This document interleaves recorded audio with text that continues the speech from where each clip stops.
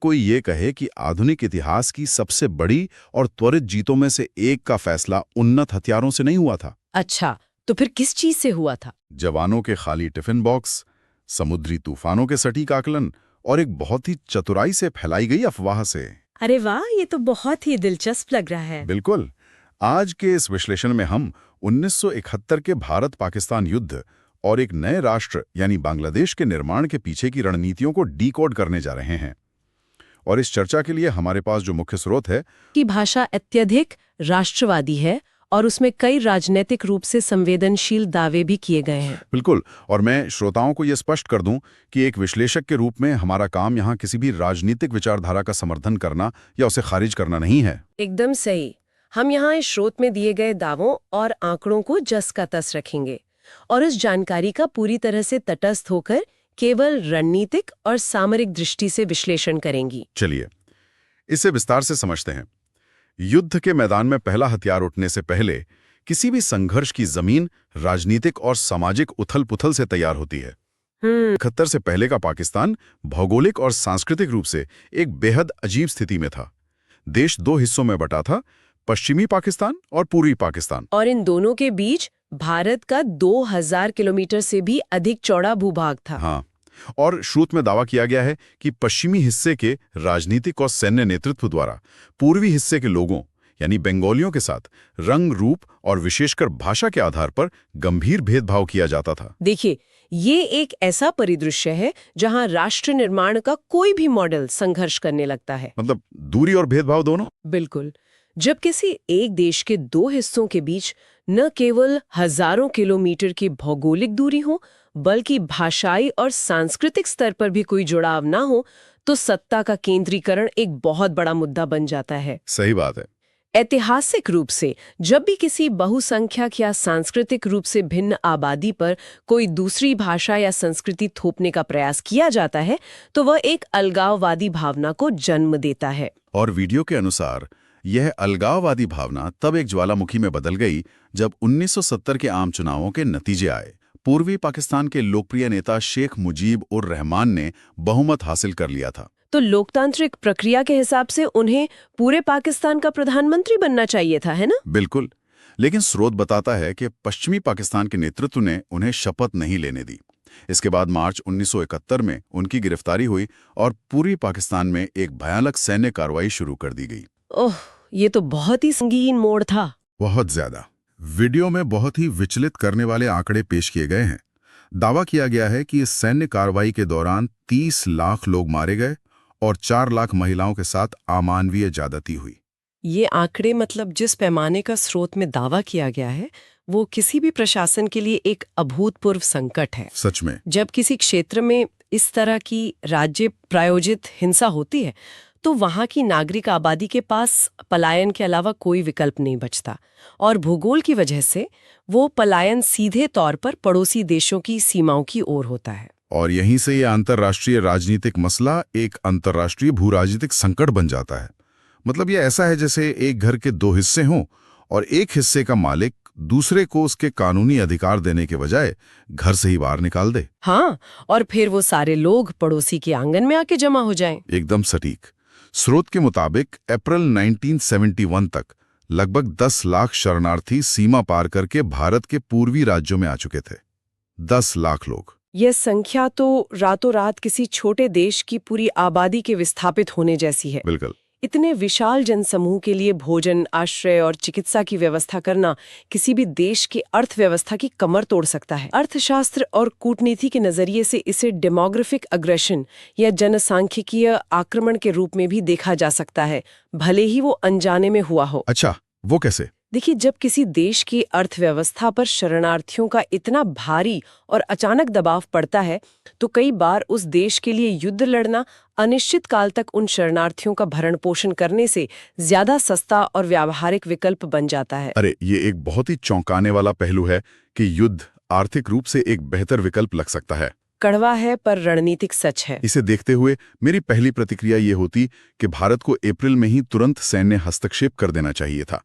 स्रोत भी यही बताता है कि तत्कालीन प्रधानमंत्री इंदिरा गांधी तुरंत कार्रवाई के पक्ष में थी। लेकिन तत्कालीन सेना प्रमुख जनरल सैम मानेकशॉ ने इस सीधे आदेश को मानने से इनकार कर दिया था, है ना? हाँ, उन्होंने कहा कि अप्रैल में हमला करना एक आत्मघाती कदम होगा।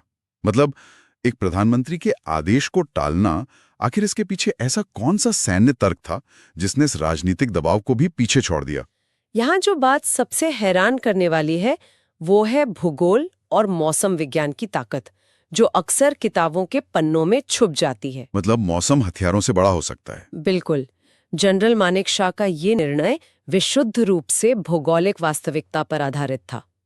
पूर्वी पाकिस्तान, जो आज बांग्लादेश है, दुनिया के सबसे बड़े नदी डेल्टाओं में से एक है, जहां गंगा और ब्रह्मपुत्र जैसी विशाल नदियां बहती हैं। हाँ, और अप्रैल के तुरंत बाद वहां मॉनसून का मौसम शुरू हो जाता है। वीडियो में यह भी जिक्र है कि जनरल मानेकशॉ ने सिकंदर की सेना का उदाहरण दिया था, जो मौसम और कीचड़ का सही आकलन न कर पाने के कारण फंस गई थी। और वो तो प्राचीन काल की बात थी। आधुनिक मशीनरी मौसम के प्रति और भी अधिक संवेदनशील होती है। अच्छा, पर आधुनिक युद्ध में जहां टैंक और बख्तरबंद गाड़ियां होती हैं, वहां बारिश इतनी बड़ी रुकावट कैसे बन सकती है? देखिए, जब नदियां उफान पर होती हैं और पूरे इलाके में बाढ़ आ जाती है तो जमीन दलदल में बदल जाती है। ऐसे दलदल में 40 टन का एक टैंक कुछ ही मिनटों में धंसकर बेकार हो जाएगा। ओहो, मतलब मशीनें वहीं फंस जाएंगी। वह हिमालय के उत्तरी मोर्चे पर भी ध्यान देना बहुत जरूरी था। चीन की वजह से। हाँ, अप्रैल से लेकर गर्मियों के महीनों में हिमालय के दर्रे बर्फ पिघलने के कारण खुले रहते हैं। अगर भारत उस समय पूर्वी पाकिस्तान में उलझ जाता तो इस बात की पूरी संभावना थी कि चीन उत्तर दिशा से भारत पर हमला कर देता। यानी अगर गलत मौसम चुना जाता तो भारतीय सेना दो तरफा युद्ध में बुरी तरह फंस सकती थी। एक तरफ दलदल और दूसरी तरफ हिमालय से आता नया खतरा। यही वजह थी कि भारत ने सर्दियों का इंतजार करने का फैसला किया। सर्दियों में हिमालय के दर्रे भारी बर्फबारी के कारण पूरी तरह बंद हो जाते हैं, जिससे चीन का रास्ता प्राकृतिक रूप से कट जाता है। तो क्या ये इंतजार युद्ध की सबसे बड़ी रणनीति हो सकती है? क्योंकि स्रोत बताता है कि इस इंतजार के समय को खाली नहीं जाने दिया गया। इस दौरान मुक्ति वाहिनी को प्रशिक्षित किया गया। हाँ, मुक्ति वाहिनी पूर्वी पाकिस्तान के उन स्थानीय युवाओं और विद्रोहियों का समूह था जो अपनी आजादी के लिए लड़ रहे थे, जिनका खुद का घर छिन गया था। सही कहा। किसी भी नियमित सेना के लिए किसी अनजान इलाके में घुसकर लड़ना बहुत मुश्किल होता है, लेकिन मुक्ति वाहिनी के पास लोकल इंटेलिजेंस यानी स्थानीय खुफिया जानकारी थी। वो तो चप्पे चप्पे से वाकिफ होंगे। बिल्कुल, वे वहां की हर गली, हर नदी और हर पुल को जानते थे। गुरिल्ला युद्ध नीति में ये जानकारी किसी भी बड़े हथियार से ज्यादा मारक होती है। और इसके समानांतर कूटनीतिक मोर्चे पर भी एक बड़ी चाल चली गई। अगस्त 1971 में भारत ने सोवियत संघ यानी रूस के साथ शांति और मित्रता की एक ऐतिहासिक संधि पर हस्ताक्षर किए। ये एक मास्टर स्ट्रोक था। हाँ, यह ऐसा था जैसे शतरंज की बिसात पर अपने सबसे ताकतवर मोहरे को सही समय के लिए सुरक्षित कर लेना। ये केवल एक कागजी समझौता नहीं था, बल्कि ये शीत युद्ध के उस दौर में एक बहुत बड़ी स्ट्रेटेजिक डिटरेंस यानी रणनीतिक निवारक था, ताकि कोई और देश बीच में ना आए। एकदम। इसका सीधा संदेश दुनिया को ये था कि अगर कोई तीसरी महाशक्ति इस युद्ध में दखल देगी तो उसे सोवियत संघ का सामना करना पड़ेगा। और भारत के इस रणनीतिक संयम का फल तब मिला जब पाकिस्तान ने खुद पहला कदम उठा लिया। चूंकि भारत पूर्वी मोर्चे पर इंतजार कर रहा था, इसलिए शायद पाकिस्तान ने पश्चिमी मोर्चे पर दबाव बनाने की कोशिश की। जो कि एक बहुत बड़ी भूल साबित हुई। स्रोत के अनुसार 3 दिसंबर 1971 को पाकिस्तान ने भारत के कई एयरबेस पर एक प्रीएम्प्टिव स्ट्राइक कर दी। घोषणा होने से पहले ही दुश्मन की वायुसेना को जमीन पर ही नष्ट कर देना होता है ताकि आसमान पर एक तरफा कब्जा किया जा सके। लेकिन इस हमले ने भारत को वह कूटनीतिक और नैतिक आधार दे दिया जिसका वह इंतजार कर रहा था, कि युद्ध की शुरुआत भारत ने नहीं की है। और पश्चिमी मोर्चे पर हुए इसी हमले ने एक बहुत ही ऐतिहासिक लड़ाई को जन्म दिया। राजस्थान की जैसलमेर में लोंगेवाला की लड़ाई। और यहाँ बात सच में बहुत दिलचस्प हो जाती है। स्रोत के मुताबिक लोंगेवाला पोस्ट की सुरक्षा की जिम्मेदारी मेजर कुलदीप सिंह चांदपुरी और उनके केवल 120 सैनिकों के कंधों पर थी। सिर्फ 120 सैनिक? हाँ, और उनके सामने पाकिस्तान की एक पूरी बख्तरबंद ब्रिगेड आ रही थी, जिसमें 2800 सैनिक और दर्जनों टैंक शामिल थे। 120 सैनिक बनाम 2800 सैनिक और टैंकों का काफिला। किसी भी सैन्य नियमावली के हिसाब से ये तो एक हारी हुई लड़ाई थी। ये तो किसी भी तरह से बचने वाली स्थिति नहीं लगती। आदेश दिया जाता है, लेकिन लोंगेवाला में जो हुआ वो युद्ध के मनोविज्ञान और स्टैंडर्ड ऑपरेटिंग प्रोसीजर यानी एसओपी के एक बहुत ही चतुर इस्तेमाल का बेहतरीन उदाहरण है। अब मैं इसे एक जादूगर के मिसडायरेक्शन यानी ध्यान भटकाने की कला से जोड़कर देखता हूँ। वीडियो बताता है कि उन 120 भारतीय सैनिकों के पास रोकने के लिए केवल 3 असली एंटी टैंक माइंस थीं। 3 माइन से एक पूरे टैंक काफिले को तो नहीं रोका जा सकता। तो उन्होंने क्या किया? उन्होंने उन 3 माइंस को एक बड़े इलाके में रेत के नीचे बिछा दिया और उनके साथ जवानों के खाने के खाली टिफिन बॉक्स भी उसी तरह रेत में गाड़ दिए। क्या बात है। हाँ, जब रात के अंधेरे में पाकिस्तानी टैंक आगे बढ़े तो पहली कुछ असली माइंस फटी। और यहीं पर सेनाओं की वो नियमावली, उनकी एसओपी उनके ही खिलाफ काम कर गई। कैसे? देखिए, किसी भी बख्तरबंद काफिले का ये कड़ा नियम होता है कि अगर एक भी टैंक किसी माइनफील्ड यानी बारूदी सुरंग के इलाके में ब्लास्ट का शिकार होता है तो पूरा का पूरा काफिला वहीं रुक जाएगा। मतलब कोई आगे नहीं बढ़ेगा? बिल्कुल नहीं। कोई भी कमांडर ये जोखिम नहीं लेगा कि वो अपने बाकी टैंकों को अंधाधुंध आगे बढ़ा दें। लेकिन रुकिए, ये बात पचने में थोड़ी मुश्किल है। एक पूरी की पूरी प्रोफेशनल सेना जिसके पास इतने आधुनिक संसाधन थे, वो रात भर टिफिन बॉक्स के झांसे में कैसे आ सकती है? ये एक बहुत ही जायज सवाल है। क्या उन्हें पता नहीं चला कि जमीन के नीचे बारूद नहीं बल्कि लोहे के खाली डिब्बे हैं? इसका जवाब उस तकनीक में है जिसका इस्तेमाल वे कर रहे थे। जब काफिला रुका तो उन्होंने अपनी इंजीनियरों को माइन स्वीपिंग यानी सुरंगें हटाने के लिए आगे भेजा, जिनके पास मेटल डिटेक्टर होते हैं। बिल्कुल। अब मेटल डिटेक्टर ये नहीं बताता कि जमीन के नीचे एंटी टैंक माइन है या लोहे का टिफिन बॉक्स। वो केवल धातु की पहचान करता है और बीप की आवाज करता है। अरे बाप रे, एक्शन था ये। सच में। ये तो ऐसा है कि आपने दुश्मन के दिमाग में एक डर का बीज बो दिया और फिर दुश्मन का अपना ही नियम और उसकी अपनी ही तकनीक उसे आगे बढ़ने से रोक रही है। और स्रोत के मुताबिक पाकिस्तानी इंजीनियर्स पूरी रात लगभग 6 घंटे तक रेत से टिफिन निकालते रहे और इस देरी ने पूरी बाजी पलट दी। समय ही वो सबसे बड़ा संसाधन था जो भारतीय सैनिकों को चाहिए था। उन्हें केवल सुबह होने का इंतजार था। और जैसे ही सुबह हुई, भारतीय वायुसेना के हंटर लड़ाकू विमान आसमान में आ गए। स्रोत बताता है कि वे विमान रात में उड़ान नहीं भर सकते थे, इसलिए रात निकालना बहुत जरूरी था। और दिन की रोशनी में तो टैंक एक आसान निशाना बन गए होंगे। हाँ, सुबह होते ही उन विमानों ने पाकिस्तानी टैंकों को खुले रेगिस्तान में चुन चुन कर नष्ट कर दिया। ये घटना ये साबित करती है कि कई बार सबसे घातक हथियार बंदूक या तोप नहीं होती, बल्कि दुश्मन के दिमाग में पैदा किया गया वो भ्रम होता है जो उसकी सोचने समझने की क्षमता को पंगु बना देता है। बिल्कुल सही कहा। और जमीन पर जहां टिफिन बॉक्स से भ्रम का जाल बुना जा रहा था, वहीं समुंदर के भीतर भी वैसी ही एक बड़ी बिसात बिछाई जा रही थी। वो कैसे? वीडियो के अनुसार भारतीय नौसेना ने 5 दिसंबर को कराची बंदरगाह और पूर्वी हिस्से में चट्टागांव को तबाह कर दिया था।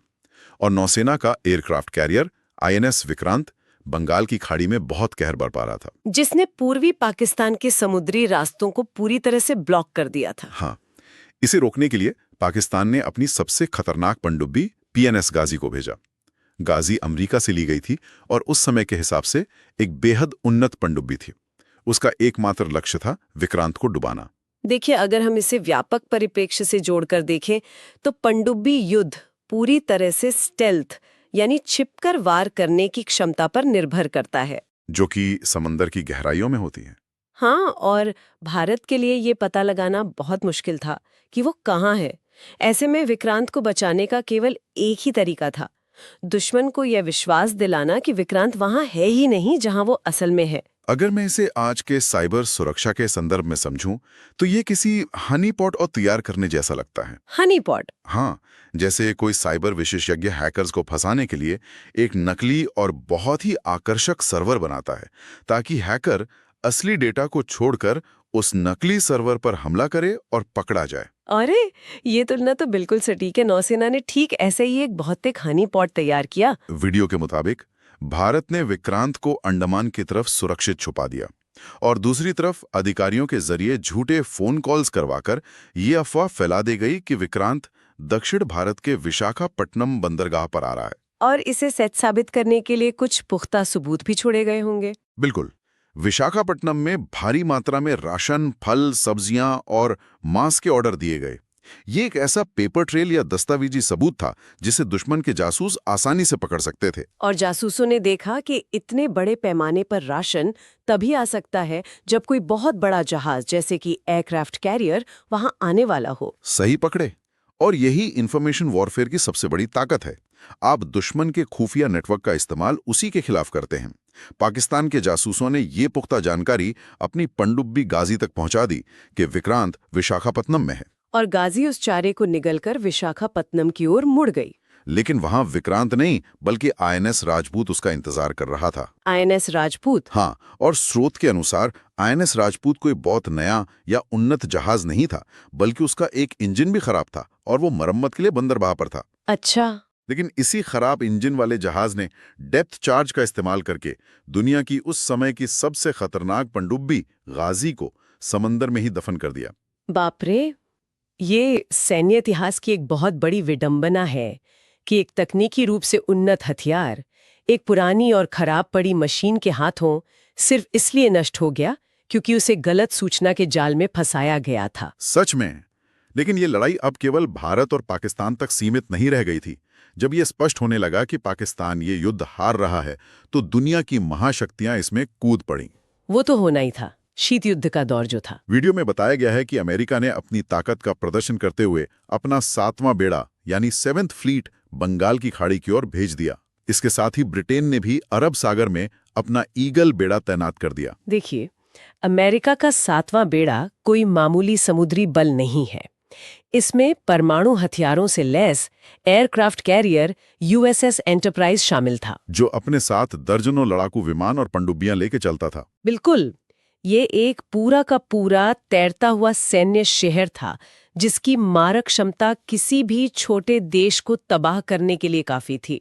ये उस दौर की गनबोट डिप्लोमेसी का सबसे बड़ा उदाहरण था, जहां केवल हथियारों के प्रदर्शन से ही सामने वाले को डराकर पीछे हटने पर मजबूर किया जाता है। हाँ, ये तो बिल्कुल ताश के एक हाई स्टेक्स पोकर गेम जैसा हो गया, जहां सामने वाला खिलाड़ी अचानक अपने सारे चिप्स दांव पर लगा देता है, मतलब ऑल इन, और आपको डराने की कोशिश करता है। लेकिन भारत ने यहाँ फोल्ड नहीं किया। बिल्कुल नहीं।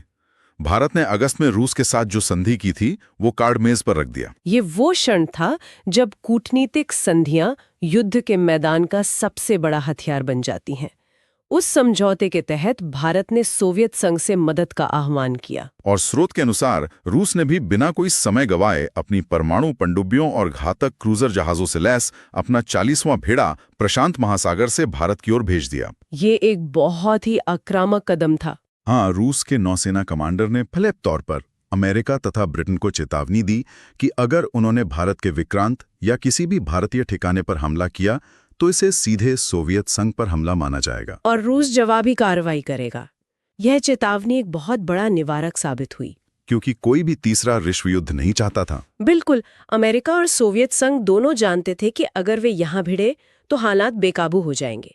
इसलिए अमेरिकी और ब्रिटिश बेड़े को अपनी सीमा में रुकना पड़ा और अंततः पीछे हटना पड़ा। जब समंदर में महाशक्तियों का यह टकराव शांत हो गया और पाकिस्तान को मिलने वाली बाहरी मदद का रास्ता पूरी तरह बंद हो गया, तब भारतीय सेना ने अपना अंतिम और सबसे घातक वार किया। दुश्मन के दिमाग पर। बिल्कुल, दुश्मन के दिमाग पर सीधा वार। देखिए, जब कोई सेना रसद और बाहरी मदद से कट जाती है तो उसे हराने के लिए गोलियों से ज्यादा मनोवैज्ञानिक दबाव की जरूरत होती है। और वीडियो के दावे के अनुसार भारतीय सेना के लेफ्टिनेंट जनरल निर्मलजीत सिंह अरोड़ा ने मनोवैज्ञानिक दबाव बनाने के लिए ढाका के आसमान में हवाई जहाजों से कुछ आकृतियां नीचे गिराईं। आकृतियां? हाँ, नीचे खड़ी पाकिस्तानी सेना को लगा कि हजारों की संख्या में भारतीय पैराट्रूपर्स सीधे उनके मुख्यालय पर उतर रहे हैं, लेकिन असल में वो असली सैनिक नहीं थे।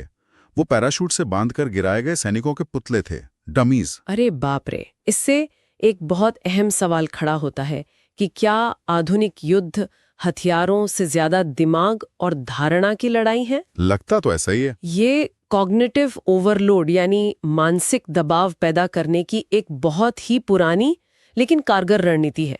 जब दुश्मन पहले से ही डरा हुआ और थका हुआ हो तो उसका दिमाग आसमान से गिरते पुतलों और असली सैनिकों के बीच का फर्क नहीं कर पाता। वो उसी चीज पर विश्वास करता है जो वो देखना चाहता है, यानी अपनी हार। लेकिन यहाँ एक बात समझ में नहीं आती, पुतले तो जमीन पर आकर बेजान हो जाएंगे।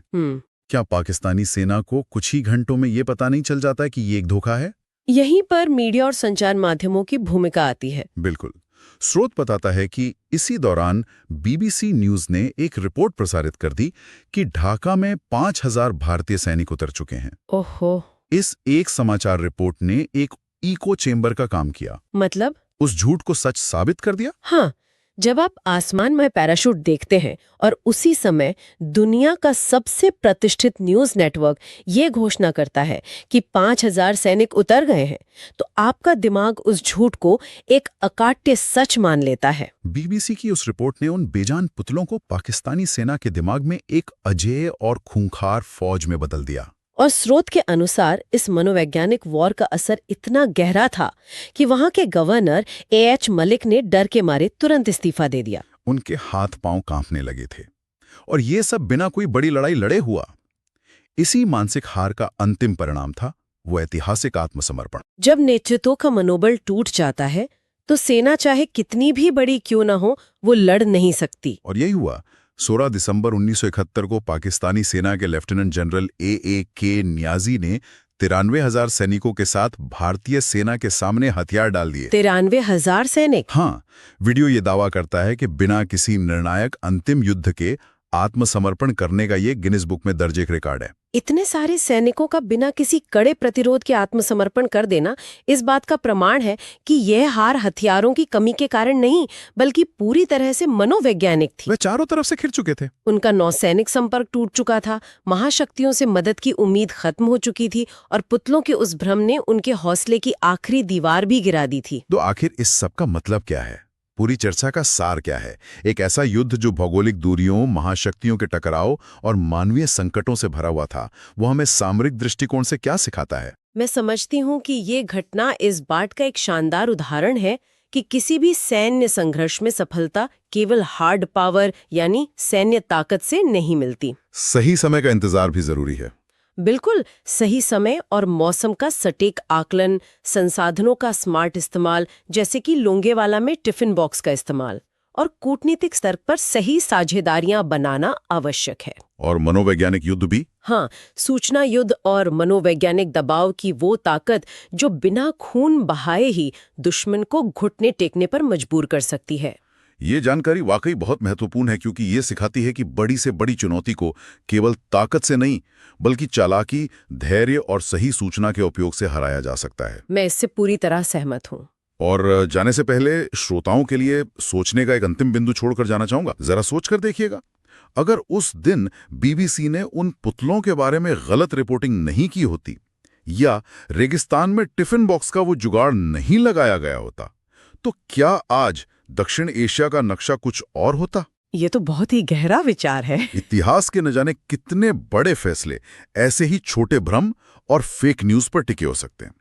इतिहास को हमेशा विजेताओं के हथियारों से नहीं, बल्कि इंसानी दिमाग की चालाकियों से भी तौल कर देखिएगा।